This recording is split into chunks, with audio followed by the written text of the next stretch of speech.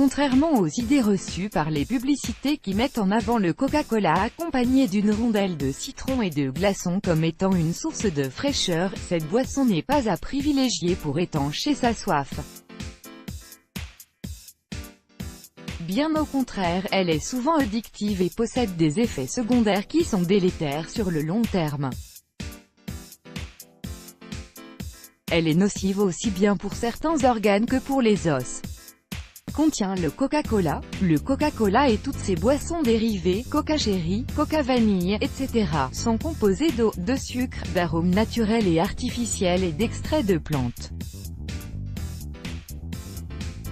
Un verre de coca contient environ 4 morceaux de sucre, ce qui est très risqué pour la santé si cette boisson est consommée en quantité importante. Les sucres ajoutés du type fructose et glucose sont dangereux, tout comme les édulcorants contenus dans les versions allégées. Cette boisson contient également de la caféine, des acides aminés et certains médicaments tels que l'éphédrine qui tend à favoriser la stimulation du cerveau. Que se passe-t-il dans le corps après avoir bu du Coca-Cola? Une canette de Coca-Cola 33 ml contient environ 7 morceaux de sucre, soit 35 grammes. Or, l'apport journalier recommandé en sucre rapide ne doit pas dépasser 25 grammes. Une canette représente donc une dose trop importante de sucre. Il est dur à croire qu'un si petit contenant puisse renfermer une si grande quantité de sucre. Ce qui concerne les Coca-Cola allégés, Coca Zero, Coca Light, Coca Life à la stevia, ces boissons sont tout aussi nocives car leur acidité élevée agresse les dents et les os. Durant les 10 minutes qui suivent la consommation de la boisson, l'organisme absorbe tout le sucre qu'elle contient. Son goût sucré est masqué par sa forte acidité due à l'acide phosphorique qu'elle contient. Au bout de 20 minutes, l'index glycémique augmente tout comme le niveau d'insuline, et le sucre va alors se transformer en graisse dans le foie.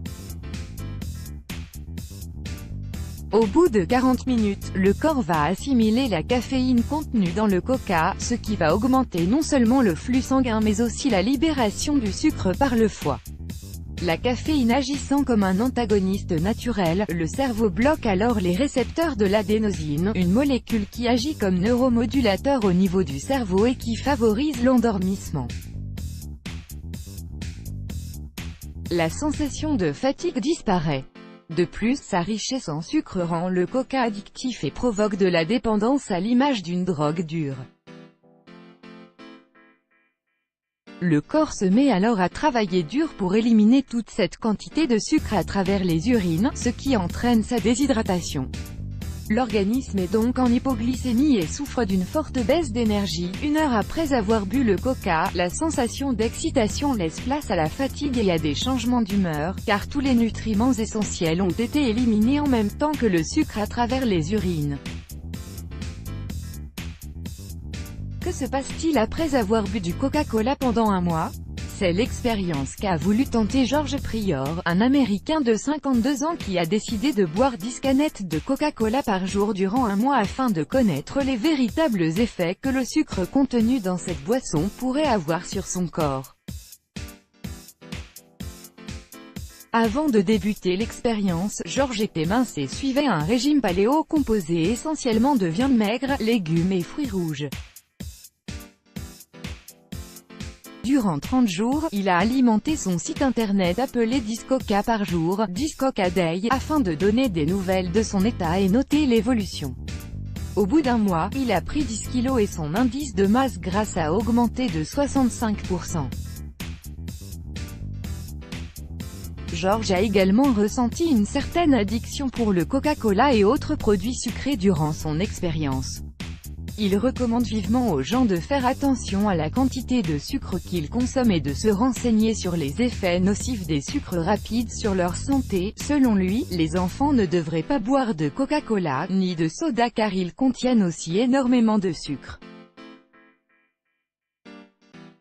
Les parents doivent être conscients du fait que ces boissons ne sont pas du tout naturelles, et qu'elles doivent être évitées. Let's block ADS, why?